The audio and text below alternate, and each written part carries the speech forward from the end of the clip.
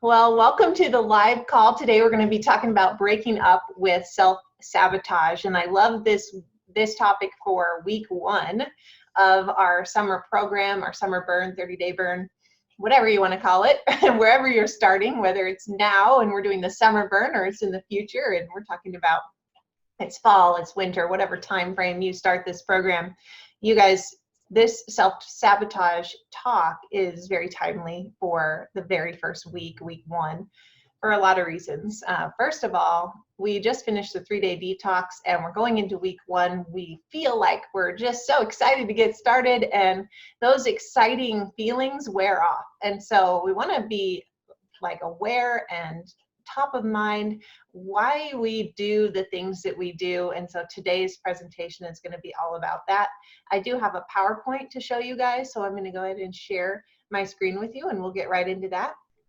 So breaking up with self-sabotage, quite the title, right? Like, it's one of those things where you're like, I don't know if this pertains to me. I don't self-sabotage. Well, there are a lot of ways to define it, so we're going to talk about all of that today. But I want to first of all congratulate you guys on getting through the 3-day detox. Now we're on day 2 as of today, it's recording, of week 1 meal plan, and your day 5 is over with the workouts if you've been following the live workouts. So good job on moving forward in your healthy behaviors and kind of just paying attention to what's going on in your life. Because ultimately it will lead to a more fulfilling life and behaviors into the future that hopefully stick with you. So during our time together today, we're going to be exploring what self-sabotage is, why we partake in it, and how to fight back against destructive behaviors and how these healthy or unhealthy habits form. Okay, so what is a self-sabotaging behavior? Behavior is said to be self-sabotaging when it stands in the way or interferes with our long-term goals. So we definitely need to have some long-term goals first, or we're going to talk about short-term goals here in this slide presentation later too. But I want you to think for a minute about what it is that drew you to this program. What goals did you want by the end of 30 days? That's not necessarily a long-term goal. I consider that more short-term. But what about a year from now? Where do you want to be? And think about that as top of mind as we're going through this today and talking about self-sabotaging behaviors. Because the most common self-sabotaging behaviors are procrastination, self-medication with drugs and alcohol, comfort eating, and interpersonal conflict. So while these acts may seem useful and comforting at the moment, they ultimately undermine us, especially when we engage in them repeatedly. So even if you are aware of your self-destructing behaviors or self-sabotaging behaviors, there's no guarantee that in and of itself, it will be enough to disengage from them. Okay, so we're going to take a look at those today, and if possible, talk about ways to overcome those forms of self-sabotage. And for the people who do that every day, it's going to be a hard talk. It's going to be something that you have to face, and you're here to learn about that and face it head on today. So can you relate to any of the following with these self-sabotaging behaviors? You tend to focus on what's not working as opposed to what is. You tend to fear the future, worry a lot about what ifs and what might happen down the road. You feel like you have no value and you find it challenging to recall accomplishments. You criticize yourself often and can't accept compliments. You compare yourself to others consistently and feel bad for not measuring up. You chase away relationships. And if you are in a relationship, you quickly find flaws and faults in the other person. Sometimes you feel like you have no purpose in life. And for some of us, these behaviors are all too familiar. For others, they might seem a bit out of reach. But up next, we'll talk about specific actions and symptoms of self-sabotage that lurk a little bit further below the surface. So here are some of the symptoms and habits of self-destruction. Under the umbrella of self-sabotage is self-destruction. Self-destructing symptoms can arise all the time and are signs that we are trying to self-sabotage. Here are a few examples of these behaviors. Failing to take action, having a negative, pessimistic, or self-defeating mindset. For example, you're like, I'm going to fail every time, I just know it. Maybe you're overeating. Maybe you're undereating. Maybe you're forcing incompetence on yourself, so you're portraying yourself as somebody who doesn't know anything, they're unintelligent, incapable. Maybe you're bullying someone else, and so you're going out of your way to harm others. Or maybe you're self-harming. Okay, that would be another one. Self-pity, drug and alcohol abuse, deliberately alienating yourself from others, refusing help, spending too much. Physical neglect, so maybe you're not getting enough sleep, refusing to exercise, eating unhealthy foods, and failing to maintain basic hygiene. These are all signs of self-destructing behaviors. Also, mental neglect, so refusing, avoiding, or failing to confront psychological issues. So maybe you have anxiety, depression, or OCD, but you have not taken those on or sought out counseling for them.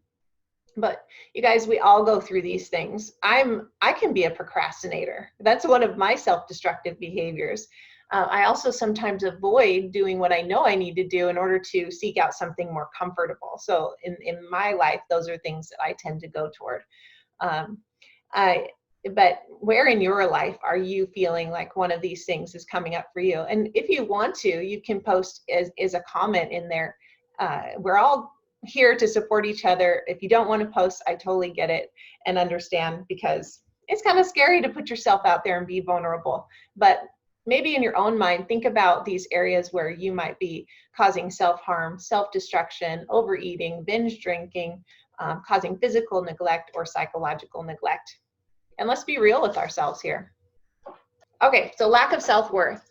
There are a few main reasons why we participate in self-sabotaging behaviors. Perhaps the most all-encompassing is feeling a lack of self-worth.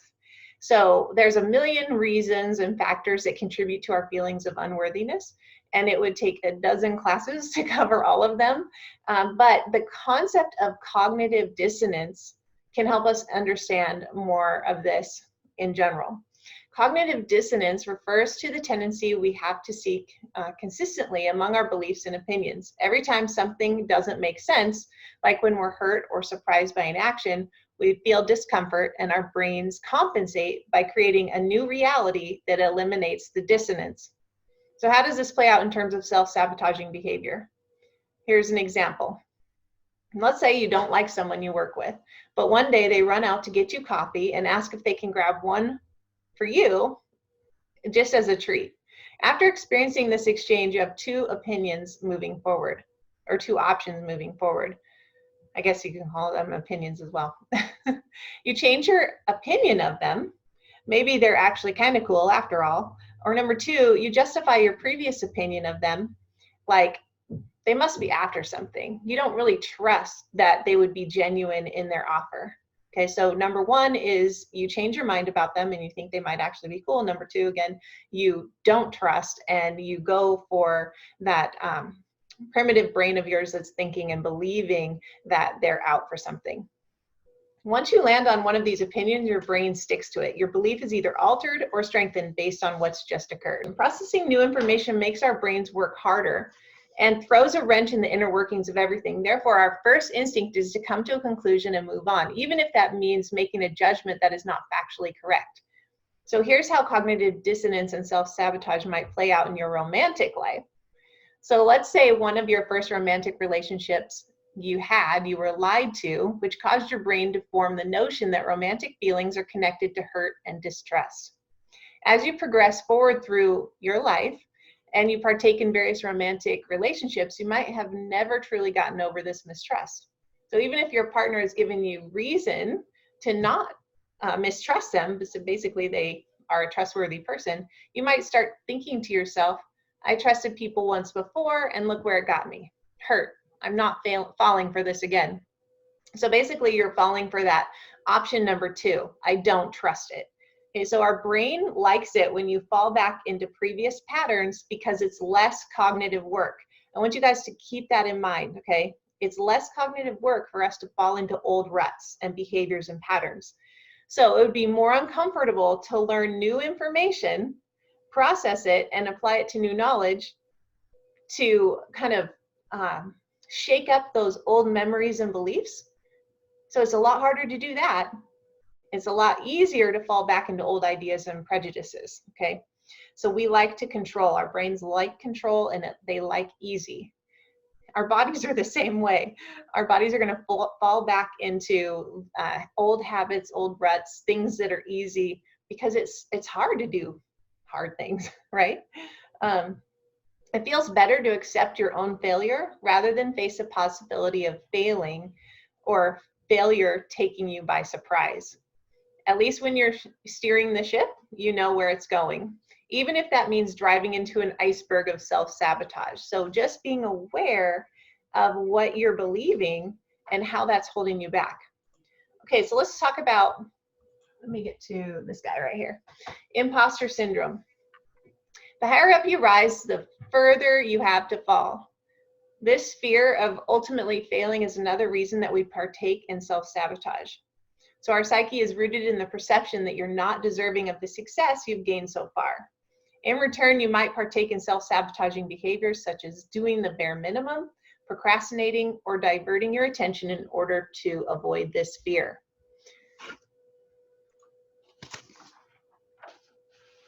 Okay, so we find comfort in pain, or we're bored with the way things are going. So that's another reason why we turn to self-sabotage. We're creatures of habit. Sometimes this means that we choose consistency over our own happiness or contentment.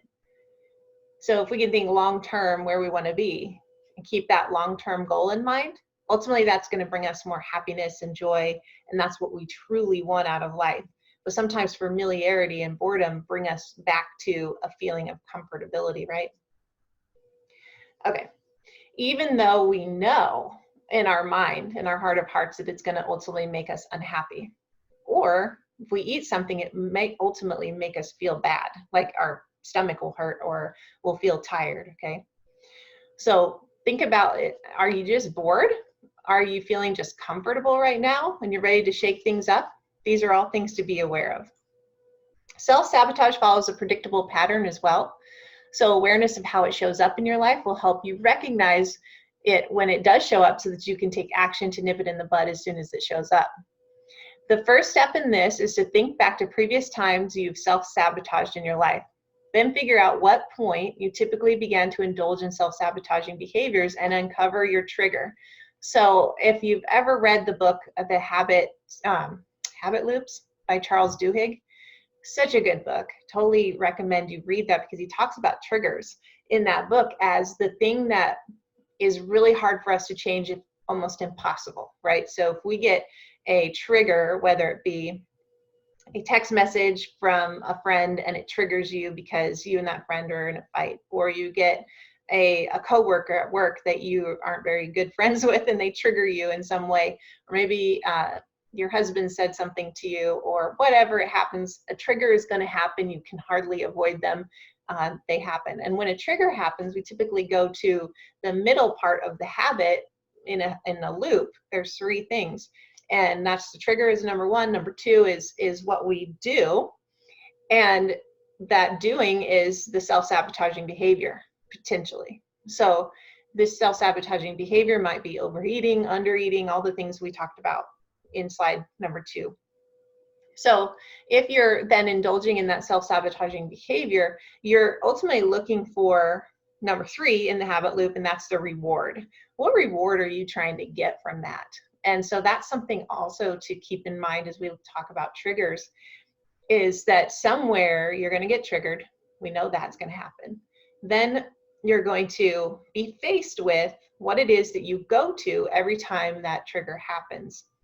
And so you kind of know now, or after we've read through the list and maybe in your own mind have written that down, what is it that you go to? And then how is that showing up in your life ultimately as a reward? Because Charles Duhigg talks about in this Power of Habit that we can't change the trigger. We don't want to change the reward, but we can change the thing in the middle.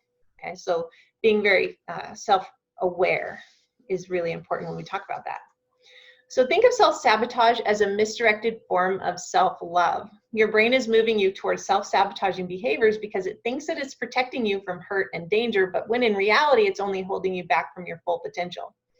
Fear is an emotion. Most of us prefer to sweep under the rug instead of working to confront it head on. So I like to talk about fear here because it's one of those things that we think we should avoid, but absolutely not. Like, fear is one of those things where we should, like it says, meet it head on and work with courage through the fear. So when have you ever done anything hard in your life where it didn't cause some kind of fear to do it, but you did it anyways because you had the courage to work through it? So fear and courage are not mutually exclusive. In fact, they oftentimes happen together. And so this is not something to avoid. Fear is not something to avoid. Okay. So if you want to take fear head on, you can journal about it. So I recommend getting a journal out, writing it. So next time you realize you might be partaking in a self-sabotaging behavior, such as procrastinating or delaying, picking fights with loved ones, things like that, take a moment to ask yourself, what am I scared of right now? What is it that I'm fearing? Okay, then ask yourself, what is the worst case scenario? And could I handle it? And finally, ask yourself, does this fear outweigh my desires? Probably not.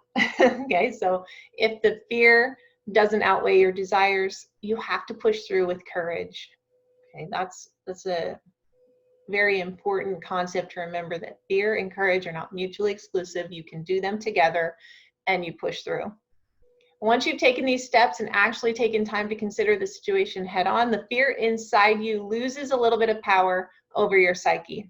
Remember this activity as you move forward. Next time your brain is trying to tease you or keep you from doing something really important.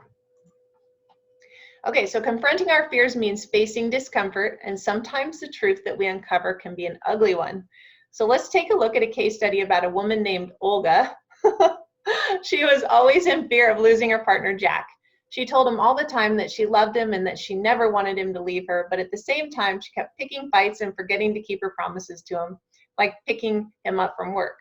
In order to get to the bottom of this bizarre and seemingly contradictory behavior, Olga was prompted to contemplate the worst case scenario, Jack leaving. She had never thought about this before because she was afraid to let her mind actually think about it. She asked herself, what will I do if he leaves? And here's her response. Well, I'd have to learn to live for myself, I guess. I'd have to be independent to be free. I'd be free. The fear that she'd been hiding wasn't that Jack secretly wanted to leave her, it was that she wanted to leave Jack.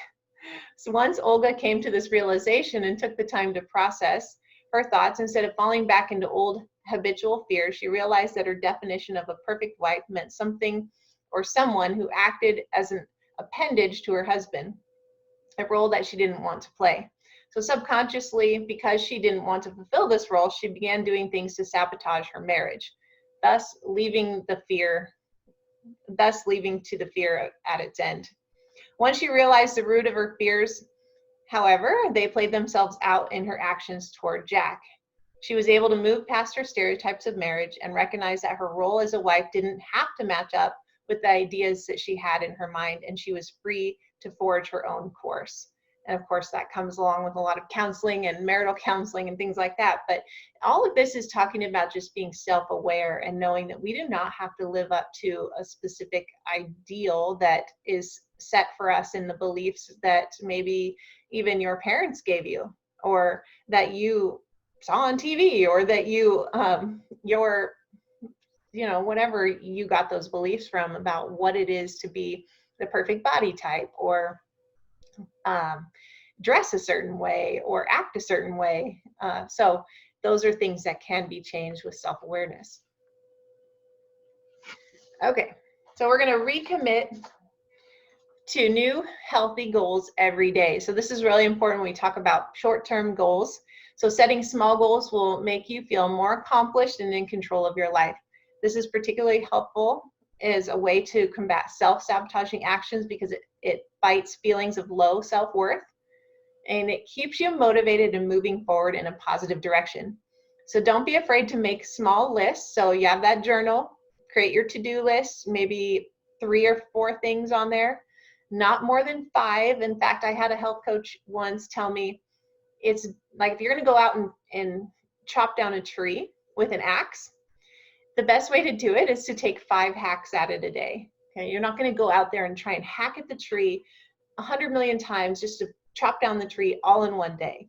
5 hacks a day will do it over time. And so that's kind of what I'm trying to say here is make a list, no more than 5 things you want to accomplish in a day, and then move on. So you'll feel good. You'll start with those small obligations that you have, and then get that one big thing out of the way. I told another client of mine, I read a book called Eat the Frog First. I think that's what it's called. Anyways, it's talking about just that Eat the Frog is like a mind trick to think, I got to do the hardest thing first. If I can get the hardest thing done out of the way for the day, then the rest of it just seems easy. So what is that hard thing you need to do today? Get it out of the way. Stop procrastinating and get to it.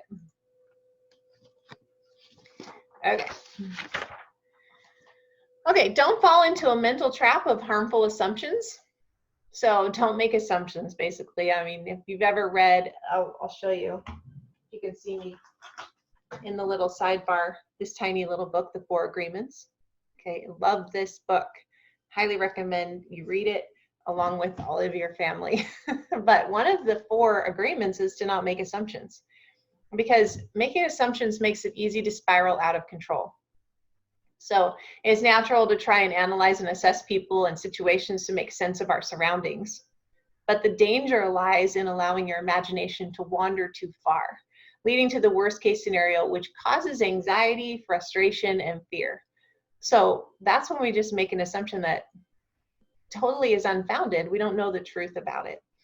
Okay, so furthermore, the assumptions that you make about the way people feel about you are often reflections on how you feel about yourself. After all, you're getting that harmful material from somewhere, your own self-sabotaging thoughts.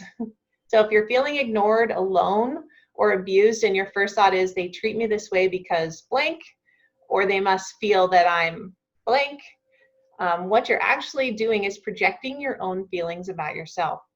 If this behavior goes unchecked and you don't realize that you're making silly assumptions, you will actually trick your mind into making false judgments about other people. So when you start assuming negative things, you attract negative thoughts. To fix this pattern, try and catch yourself, then distract yourself with something else that you enjoy. Okay, so do less is better. Keep your days simple and meaningful. Don't let yourself get overwhelmed with things that aren't a priority to you. And don't waste your time on things that you don't think really matters. Learn how to say no. We say no is a godly answer. And start getting used to delegating duties to people around you. Take time for yourself to do things you enjoy. So if you like cooking, make sure you find some time to do that. If you like working out, definitely make time for that. All those endorphins that you're going to create through exercise and doing something you love is really important. Actually, just attended a seminar last week, and the guest speaker talked about playing and the importance of adult play. So when you get together with adults, do something that's fun and interactive. Playing games. Last night we went and played volleyball with a bunch of friends, and you better bet there was a lot of laughter, a lot of exercise going on, super fun, and we try and do that with our friends every other week or so. And or playing with our kids in the pool, playing games at night, card games, that kind of stuff. Interactive fun and play. It'll increase the endorphins, serotonin, dopamine, and oxytocin. Okay. And if you are a person that really likes to be touched, oxytocin is released when we do physical touch with other people. And so it's a very important bonding hormone. So if you're feeling like you're not bonding well with somebody that you want to, then physical touch is one of the fastest ways to do that, obviously in a safe way. But you can do that also with animals. So having a dog around, or a cat, or something you love that you can touch and give love to, is another way to release oxytocin and create bonding hormones that feel good. Okay. All right, get an accountability partner. This is huge. Now, we all have each other in this group, but you might still want to recruit somebody to be showing up for you to go on a walk once a week, or you have somebody that you can be accountable to within the same program that you're connecting with through Facebook or meeting with on a weekly basis or through text, okay? Surround yourself with people who are doing the same things that you want to be doing. So if you're surrounding yourself with people that are doing the self-sabotaging behaviors, more than likely you will as well. But the more you are creating good goals and working forward in those goals that you want to, then you'll attract people of like mind as well. So just highly recommend you getting involved with people that are of like mind. Okay, I love this quote. Life will bring you pain all by itself. Your responsibility is to create joy. All right, so it is our choice, you guys. We were given choice in this world to decide what is it that we want to think and feel and do. And so we all know that life is painful. We've just gone through and are still going through one of the hardest things we've ever been through in our lifetime and in our parents' lifetime. But can you create joy in the midst of that? And if you can, then you're going to help your body release those endorphins we talked about earlier, which will then release and help you start to rewrite that self-sabotaging behavior. Okay, but we do know that there's times where things are toxic. We're around toxic people that we have to be because they're family members, or we have coworkers that we don't like to be around, but we're forced to be around, okay?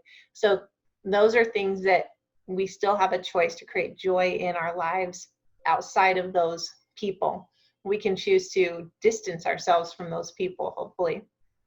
But that's again, a choice you have to make.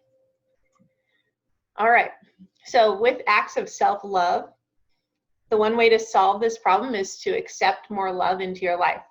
So, which of course can be difficult if you find that you're unworthy of love and you've been practicing self-sabotaging behaviors for a long time, where you're no longer accepting of love from other people.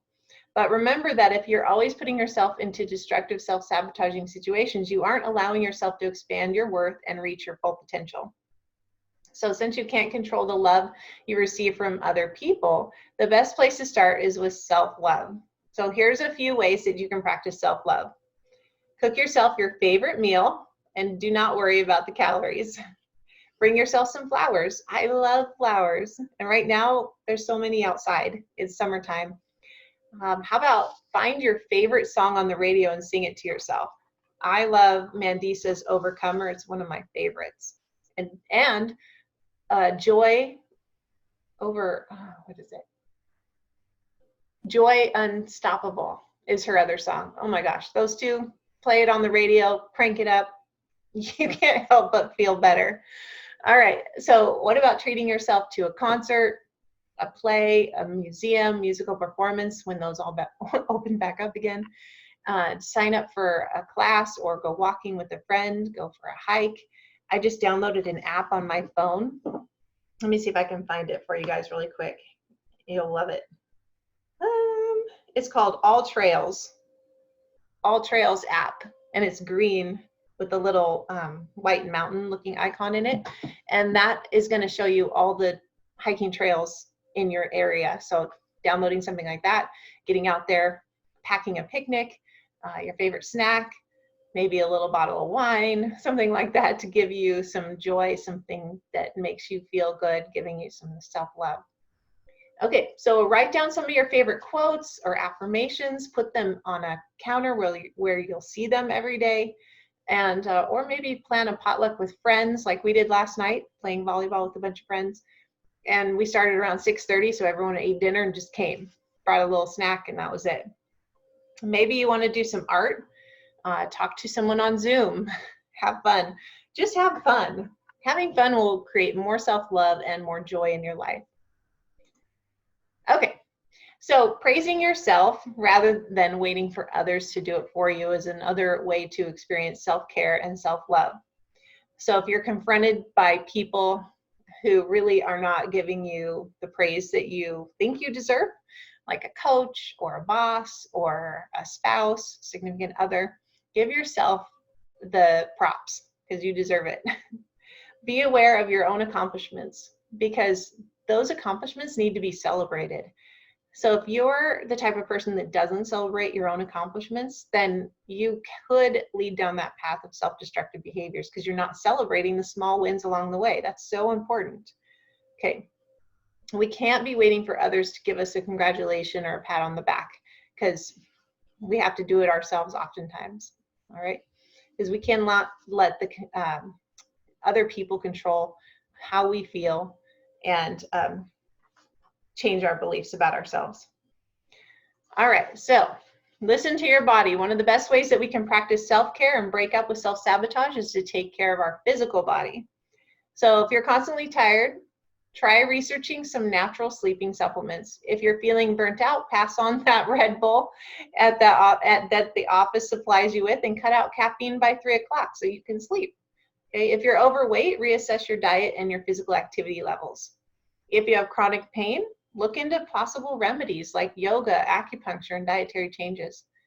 Because if we're ignoring our aches and pains, we're not putting ourselves first, and we're not showing our bodies the self-respect that it deserves. I also think listening to your body may mean that you need to make a doctor's appointment. If you haven't made one in a long time, maybe you have been over a year or two, and you haven't seen your doctor, maybe it's time to go in and get the blood work done and get a checkup and just make sure everything is working fine. That's a form of self-love too, because our bodies are our most precious asset. All right, so shifting years of negative self-talk to positive self-talk is a lot easier said than done and requires you to reprogram your entire mind. But I know that you can do it. It is hard work and it does take time.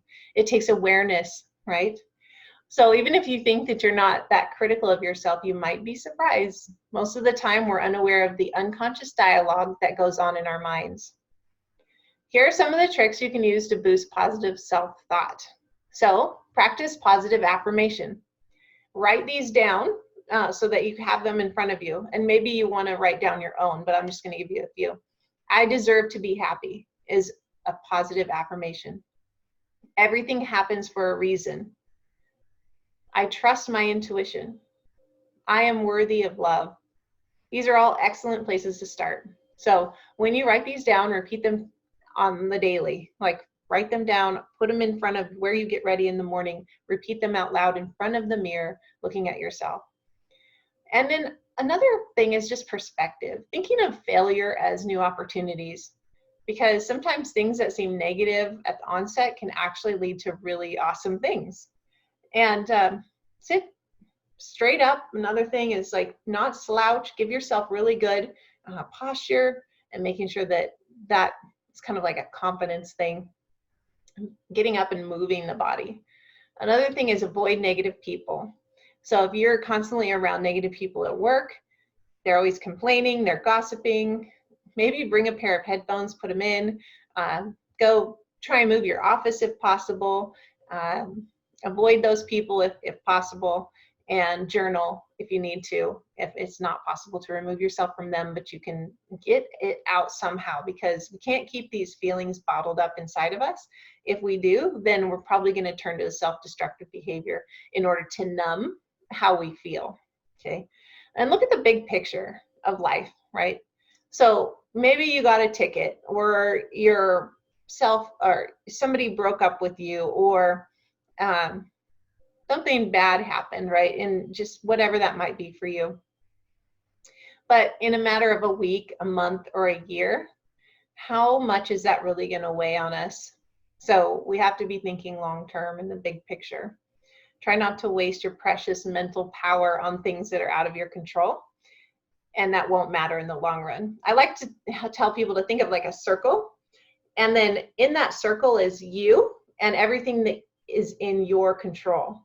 And if you step outside of that circle and you try and manipulate other people, which would be the below you, okay? God above you, the future and the past on either side of you, all of these things outside of your circle are not in your control. Okay, you can't change the past. You're not in control of the future. You're not in God's business, and you're not in the business of other people. So if you think about just your circle and what you can control, that's an important place to remember to be, is ask yourself, am I outside of my circle and what I know to be true for myself? And if you are, then you're living in someone else's business, okay?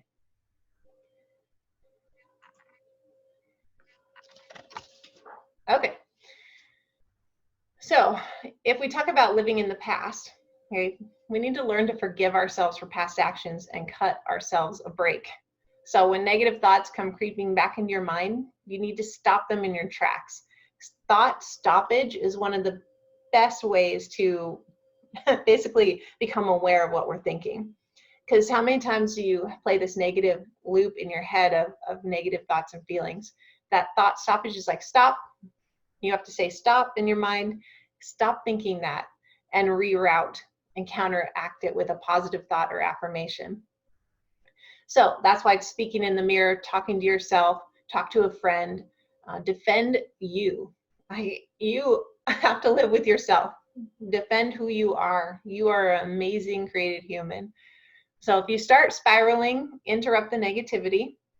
This might literally mean walking up to a mirror and saying, stop. Okay.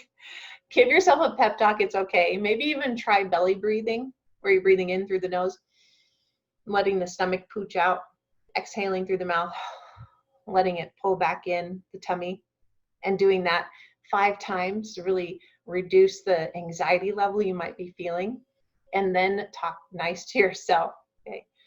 Because we have very little time on this earth to be doing all that negative self-talk, okay?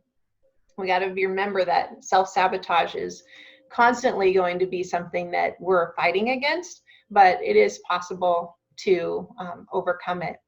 And so I do have quite a few resources that are available to you. I can post them in the group that I have for this presentation.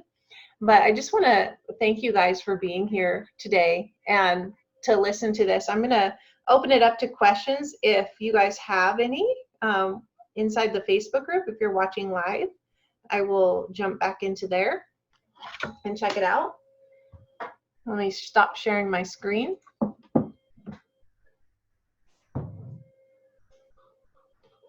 I have somebody else too who wants to join. Let's see, Terry.